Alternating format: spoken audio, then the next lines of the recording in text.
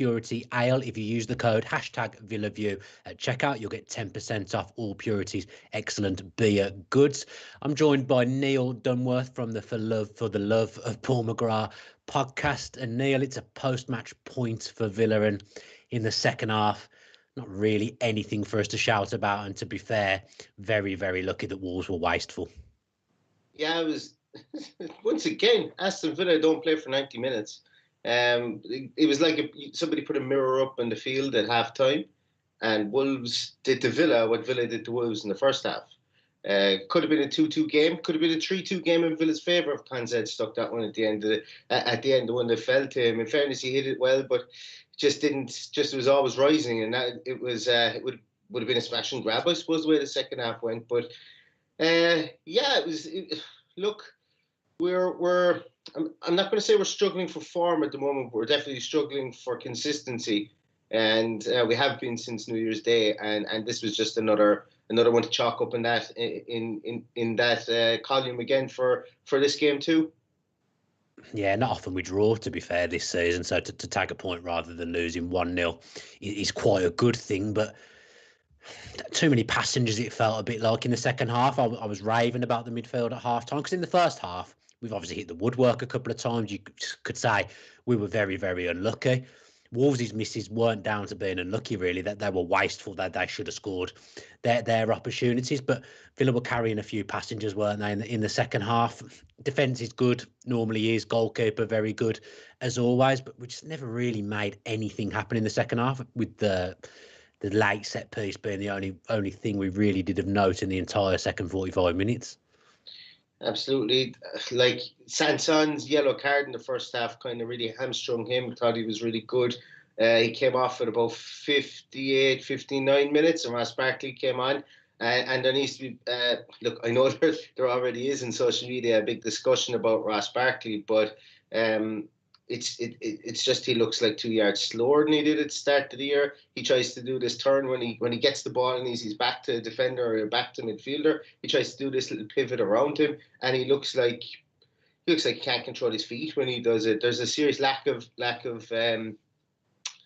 confidence in his own ability, I think, there for Ross Barkley at the moment, and it's worrying, because when he came on, we lost ground in midfield again, just like we have done, and it feels like we're talking about this again, because last time I was on, we spoke about this. We lost ground in midfield again when Ross Barkley came on. He played deeper, and McGinn was pushed a small bit further forward. And McGinn played an awful lot, actually, like as if he was rotating in and out on the right-hand side between Trezeguet. Trezeguet popped up in the middle of the field a couple of times as well, which I didn't really mind, but it just doesn't work when Ross Barkley is that far backwards, and I'm not sure that Ross Barkley can actually even play in the team without Jack Grealish, which is astonishing for a player of Ross Barkley's ability. But it wasn't just him, and I sound like I'm really taking him out at the moment. But I thought Bertrand Traore didn't come to play in the second half, and I thought Douglas Luiz, for all his industry getting around the field and stuff like that, he just looked a small bit hesitant, and I think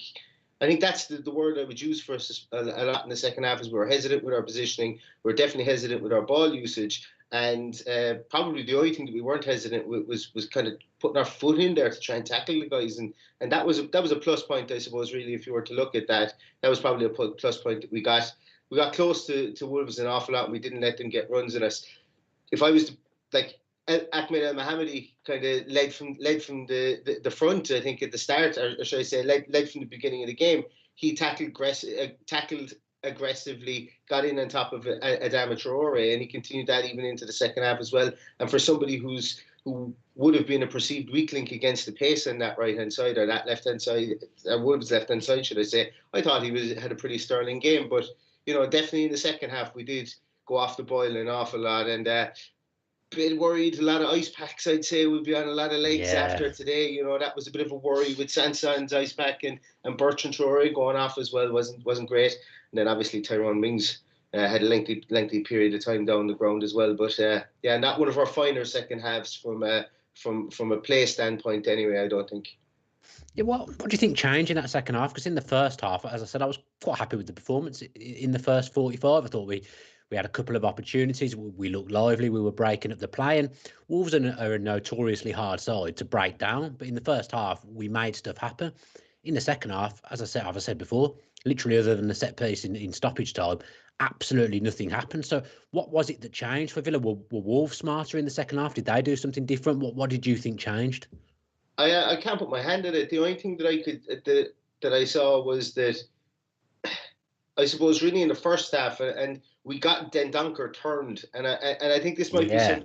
we got him turned quite a bit. Then he got injured, and he continued to stay on. And I think maybe he just grew in confidence in the game. And I think that might have been the difference because he's like their back three are passers of the ball. They're converted midfielders. So they're there because they're rangy, they're able to pass the ball, they're athletic, they're able to get around the field. And I think, that they probably just played themselves into the game, I think, from that point of view, especially Dendoncker. Johnny was, I'm not going to say he was poor in the first half, but he just wasn't, he definitely wasn't an attacking threat, and we didn't have to worry about him. And he got on the ball a small bit more in the second half, and they played the old card trick that every team seems to play against us at the moment, and they just isolated Neto out on the left hand side, their right hand side, our left hand side as well, and a lot of the out balls as well to him were literally just leave him up there on his own and let him chase him down. And we got lucky. Well, I won't say we got lucky, but Emmy Martinez saved one brilliantly at his near post. There at one stage when we had a corner and the ball made its way to Neto, and he just took the ball on. Like he's electric. He really is. And I thought the commentators had a bit of a love fest with him, which is completely understandable. He's the man of the moment for Wolves at this moment in time. But I think probably the biggest change was that the Wolves just grew into the game. Maybe we let them grow into the game. I don't know, but then Donker really steadied up on the ball in particular, and I think that maybe had something to do with it. And it meant that if he wasn't getting turned and if we weren't getting a run on him, that Moutinho or Neves didn't have to do an awful lot of tracking back, so their attacks could start maybe a small bit further up the field. But from a Villa point of view, I'm not quite sure what changes. I don't think we made any changes at halftime, which is fine because we had a good first half. But from a Wolves point of view, I think they definitely grew in confidence, and a lot of it came from Dendoncker, I think, at the back and the two boys in midfield. Yeah, because in the first half, I noticed we were isolating Semedo a little bit down his channel. Mm-hmm. I thought Trezeguet, Watkins drifting wide, we were causing him a few problems.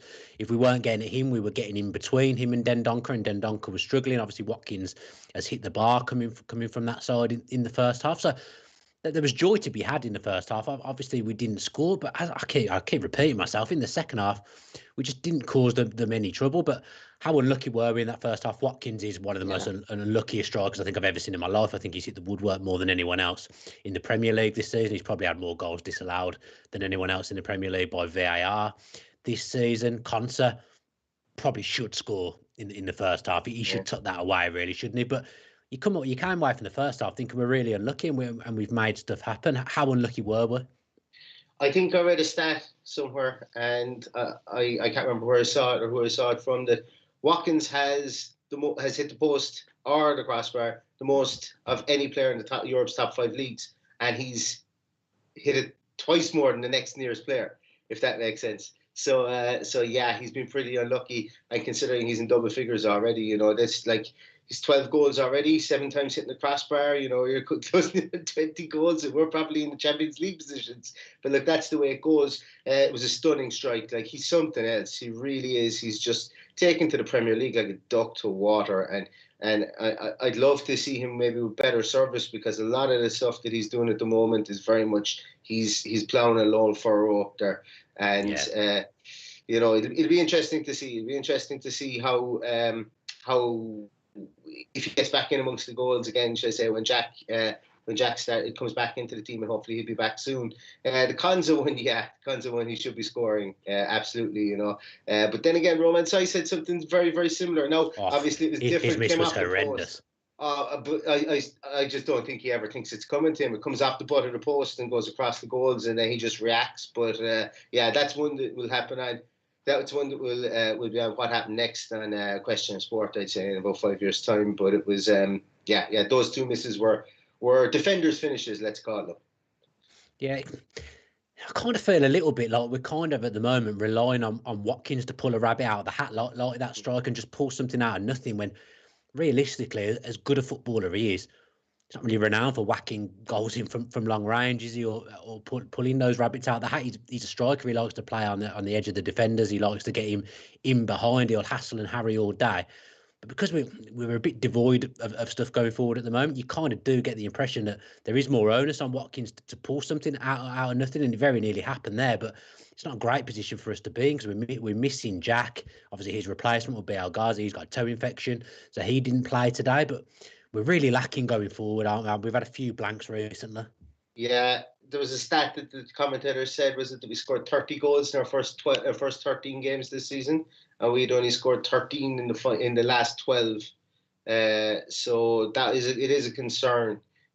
Since Christmas, really, goal scoring has been a concern, and a lot of it is probably down to the ill effects of COVID. Ross Barkley not being in as good form as he was previously, and Jack Grealish obviously being out for the last 3 or 4 games. And let's just say, to call it as it is, we are struggling for goals at the moment. And if Ollie Watkins didn't get it today, I didn't know where it was coming from, because we're not even taking shots. We're not even John McGinn is probably the only one that takes a pot shot from range every now and again. And even that's gone from his game, I think. It is.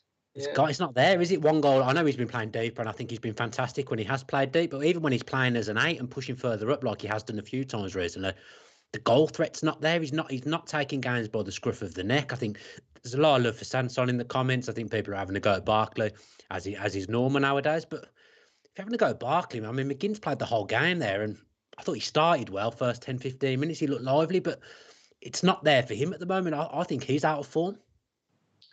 Yeah, it's when I was doing a preview of the show. What was his strength? The three-man midfield that we had was a strength, and you just put them all on the team, and you just you wouldn't worry about it. Now we go from game to game not knowing what 3 men are going to start there because of injuries, lack of form, but mostly lack of form. I just think that we're probably in a situation where we're thankful that we do have 5-6 options there now in midfield, because if we didn't, I'm not sure that we've tried to get these players to play themselves into form, especially with Ross Barkley, and it just hasn't really clicked, and it hasn't happened. And look, at a lot of that will coincide with Jack Grealish being out of the team. I know it's is it 3 games, Dan? But it feels like about 300. Yeah, and I suppose it's not really even an excuse. It's not really even an excuse for the guys not being able to play themselves into form. But just that outlet that Jack Grealish gives him allows the midfield not to be on the ball as much.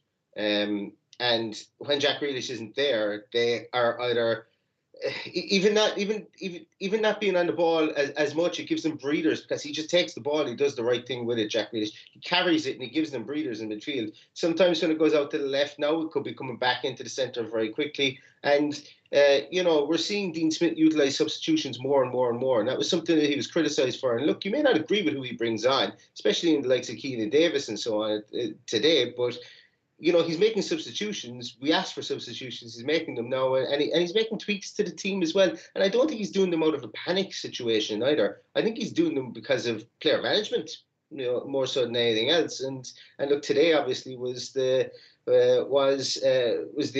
antithesis, or the biggest kind of reason for it, I suppose, was the fact that we had players in the field that were getting injured. But I think he would have still made 3 subs anyway. And he's beginning to see that, look, we do need to change things up. And when things aren't going right, he's started to change it up recently. But as you mentioned, McGinn plays 90 again today. I think maybe he's probably one of the players, especially when you start Sanson, that you just don't have a ready-made replacement for him. And what he does in the field and the energy he brings to the team. But genuinely, when we're for our next game, I don't know who our midfield 3 are going to be. I could not guess who our midfield 3 are going to be now. No, I mean, this might be tempting fate completely, but I'm quite glad to have a game like Newcastle coming up, a team that shouldn't cause us too much trouble and that you can get at. We've obviously already beaten them. Doesn't feel that long ago now. I mean, today was a real game of 2 halves, and a big thing of the first half was Sanson. I thought he was good. I thought he added something in there. He's very energetic. He's a bit like the McGinn that when he does play in that box to box role, he gets around the pitch well. He links the ball well. He presses. He was good. I mean, I think he might have picked up a little knock as well, mightn't he? He looked like probably the reason he came off. I think he would have come off anyway at some point, but the reason he came off so early in the second half was due to injury. But what did you think he offered us that was a bit different? I thought you saw a lot of little triangles in midfield, trying to draw out their midfield too. Especially when they were playing with three at the back, they were the fact that Sanson was in there, they were able to play these little triangles, and he's just what he wants to do is when he lays that ball off, or even when he gets in a deep position, he wants to pass it and move past the person that he passes the ball to. And you can always see available as well. Absolutely, he's very. At the risk of sounding stereotype, he's very French with the ball in the fact that he's just so comfortable with it. He's just so comfortable with the ball at his feet, and he's looking up and he's looking around, and he's got this assuredness about him as well. And look, I'm only going on 58 minutes of football here, but it was promising 58 minutes of football. And when we had him in the team, he was popping up out on the left-hand side a bit as well. He was, he was getting back. I was surprised as well an awful lot at how much he got back, because in his cameo appearances, when he's been brought on previously, it's very much been in a more advanced role when he's been brought on, and he's been brought on maybe, not going to say to change the game, but to add a small bit of a spark up there. But he was brought in from the start today, and the game plan was very much there. And himself and McGinn were to play as 2 8s in the middle of midfield, and they were to move up and down box to box. That's what I saw, and I think he allowed them to do that. I think he allowed Aston Villa to do that, and he was another outlet with the ball because of how comfortable he was with the ball. Also, it allowed Trezeguet to be a bit more defensive too. Look, we're at the stage now where Trezeguet is a wing back playing at the moment. In how he's been deployed, but he needs to find some form too. For all the willingness that he does there too. It was around this time of the year last year. Well, maybe not this time of year. Well, it was, this time of year that he started getting goals, bringing goals into his game. I'd love if we could find that Trezeguet from this time last year again, bring him into the team and start popping up at the back post. But then again, our crossing has been nowhere near as good as it was last year from deep positions like that either. So, that's another question. It was a bit better today, wasn't as bad as last day, but our crossing has been very much.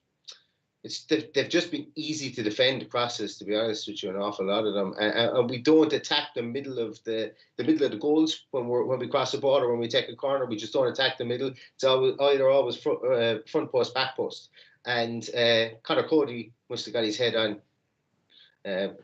I shuddered even to have a guess at how many the Wolves back three got their heads on today, but it was a bit easy for them, I think. And we don't pick up the second ball at the edge of the box either. If we do, it's Douglas Luiz, and then it's recycled out to the left or the right again to cross the ball in again. And yes, look, that's percentage football. I know that's what people coach you to do, but I suppose I'm just longing with the lack of creativity that we have at the moment. I'm just longing for someone to just put their laces through one and see where it ends up. So I suppose I can't have my cake and eat it when I give out about the crosses, and then want somebody to have a wild shot from outside the box just to appease my want for entertainment. In the second half, though, neither wide player in the game at all. Traore wasn't in the game for the full 90, really, and he's someone that we always pick up on, someone that we both like, but being honest, he was nowhere near the level that I would expect today. Trezeguet did his usual. He works hard, gets himself into cul-de-sacs from time to time, but the problem is because we've had such a settled lineup all season, we played the same team, give or take, pretty much throughout the whole season. I think we've used 21 players, which is the lowest in the Premier League. When someone comes in like Trezeguet, invariably they haven't played for ages, so they're never going to come in and hit the ground running. We've got players at the moment who come in having not played for months, players coming back from injury who aren't up to it, who you need to play into form like Barkley. So it's all a bit disjointed, isn't it? If we've got our best 11, I think we probably win that game today. But when we haven't got it, there's too many players who haven't played enough football, really. Yeah, and Trezeguet is exactly the one that you kind of point the finger at from that point of view. I think it was November was the last time he started the game. I think that was the stat that was thrown around at the start. But it's more so that at the start of the season and even just before Christmas, when we did need to bring in player X, we call them, somebody to come in to fill a gap in someone's absence, they were not normally getting man of the match. They were playing out of their skins because they were fitting into a system and a team that was full of confidence, and they had Jack Grealish as an outlet there. Over the last few games, I suppose, bringing in players to try and change it up. The onus is on them to do the hard work, as opposed to just do their singular job. Especially in our midfield three, without having Jack Grealish there, as I mentioned previously, there's a lot of donkey work that they need to do in there without Jack Grealish, because you're just not sure that the ball is going to stick when it goes up top or when it goes out to the left.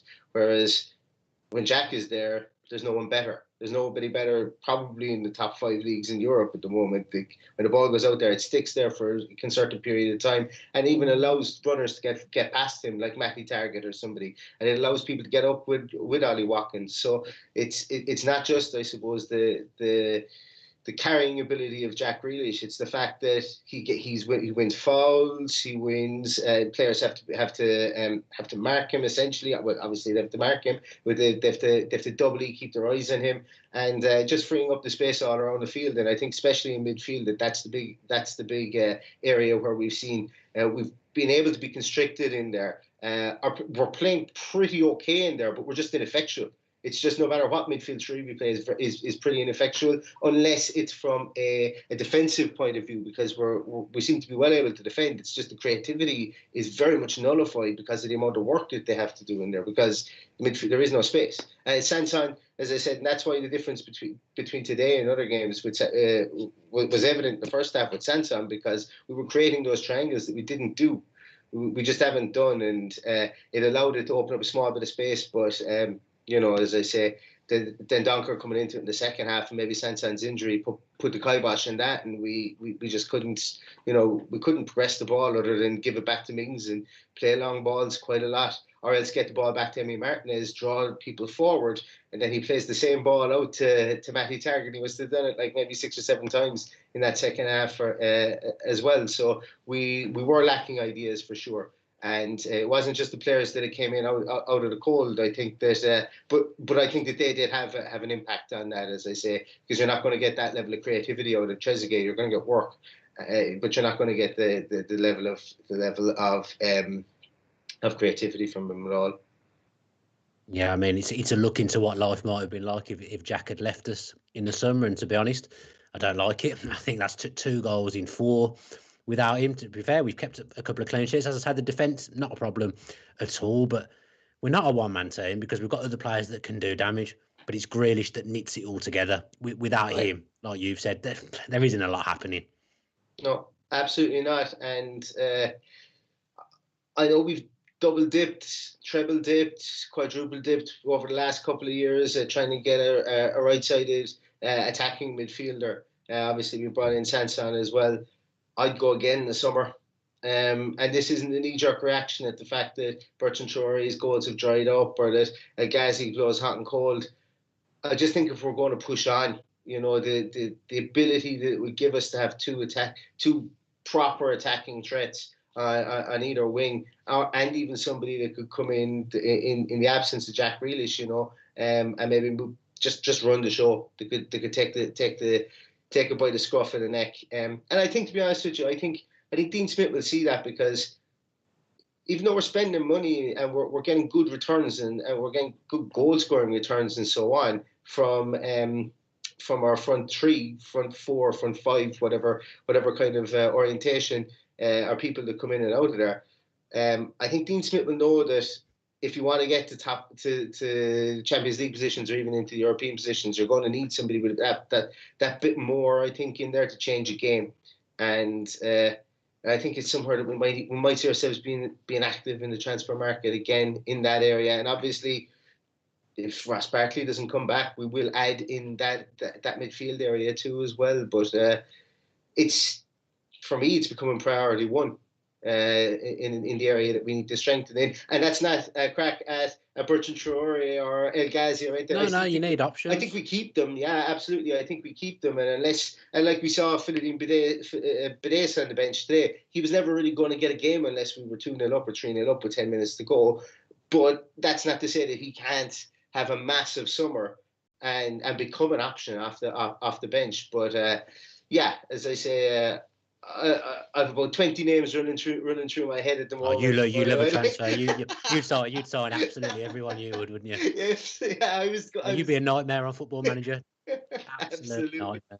Yeah, absolutely. But look, it will be something. And do you know what? Do you know one thing that was good to hear Dean say in the press conference beforehand was that Wesley should be back. He's like, they're really just really waiting to get him some match time in the under 23s and behind closed doors games and stuff. I think it's going to be a big deal for us. I really do. I know he was Marmite before he got injured, but just to have that extra option up there is huge, because 50 games without a goal, and Keenan Davis, and you're bringing him off the bench against Wolves today. He had 3 or 4 touches of the ball. It just didn't stick to him. Again, no, it's rustiness, isn't it? He don't ever start a game, so he's never. I mean, I don't think he's going to hit the ground running anyway, but he's got no chance. He gets 10 minutes here and there as well. Normally, it's just not enough. It's not. I don't blame Dean Smith, because you play the players that you think are the best players, and he obviously doesn't think Keenan Davis fits into the Villa best 11, so he never plays him. And there's almost no point bringing him on in some ways. It's a shame for him as well, because people see something in him. We've given him another contract, and Bruce saw it in him, and Dean Smith sees it in him. Sees something in him. He's got a great physique for the game too. But whenever we've needed Keenan Davis has been when we've been in the mire and we've needed an extra striker, and he's literally been the only other one. We've not really had an opportunity to almost let him learn the game at his pace. He's been thrown into situations whereby it would be a miracle if he could succeed in some situations. Even when we were in the Championship, he got a couple of those goals. I think he scored against Barnsley, and we were looking at him. He looked good. He looked like a good player at that level. That's only 3 years ago. So since then, he's only ever been utilised when we've had no other strikers, and the pressure is on him. And for younger players, and I know people will say, look, you either have it or you don't. Louis Barry was thrown into the mix against Liverpool. He cracked it in the back of the net. He's only 16, 17 years of age. And that will always be used as an example as to why Keenan Davis probably shouldn't be around the squad anymore. But he's just been, I think if you were to ask him honestly, has he had a chance to learn? Would he have liked to have gone down to the Championship maybe last year? He would say yes. It's just always emergency, isn't he? He's an emergency player. So if you haven't ever had a loan and you're an emergency player, you aren't going to take off, and his development's probably not where it should be, because he hasn't played football for a couple of years, as you said. The last run he had in the side was under Bruce at the start of the season. He hadn't played properly for years. So as I say, bringing him on in essence, it is pointless, because he just isn't going to score. But I'd love him to turn it around. But I think Wesley coming back, just having another attacking option. Players always get better when they don't play. Yes. Just to have something to bring on. A 20 million plus striker. He did score 6 goals in the Premier League last season, so he can score in the Premier League, albeit it wasn't at the rate that some people wanted last season. He's proved he can put the ball in the net in the Premier League. So just having him as another option. Again, it's time. I just think by the time he's ready, the season's going to be gone. And yeah, it is what it is, I guess.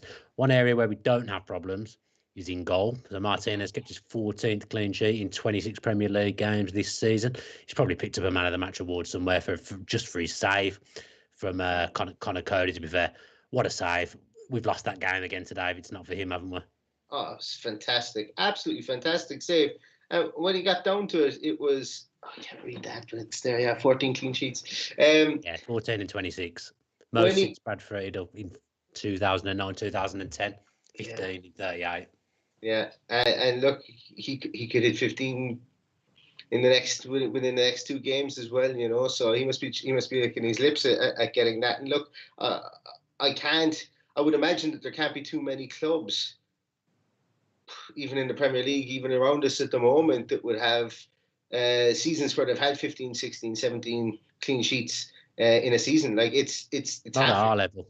No, absolutely not. No, it's like it's nearly half your games. You know, if you're keeping clean sheet in half your games, you'd be expecting to get to Europe. But with Aston Villa, sometimes that doesn't. We still can. We still can. We We still still, oh, can. we absolutely still can, yeah. And I don't think that I think the commentators actually another great point. I like Dan Goodman as a commentator. I don't mind him.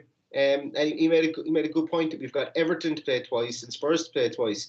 And when we get up for the bigger games and when we can stifle bigger teams like that, are the probably more high octane, higher powered teams in the league. If we can stifle those guys, maybe grab a win against both of them. Maybe if we win and draw against both of those, we're bang back in this race again, you know, for Europe, because it's you know, they're the teams that are around us, and there's the league table at the moment. It's all right, isn't it?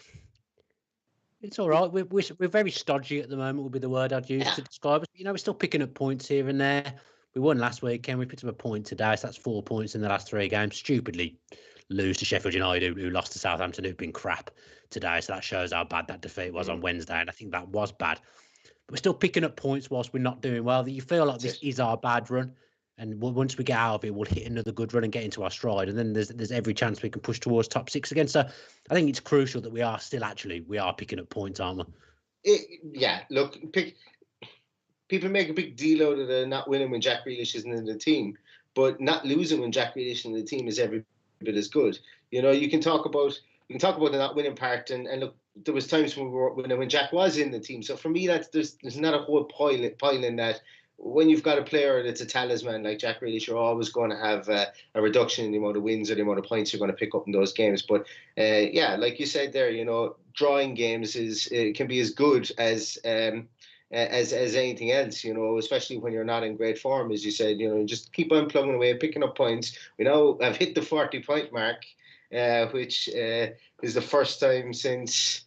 God, I read another stat. I think I'm losing my mind because I can't remember where I'm reading stats these days. But I think it's the first time since Gary McAllister took over after Houllier. I think that we've reached 40 points. that would be right. Yeah, that would be right.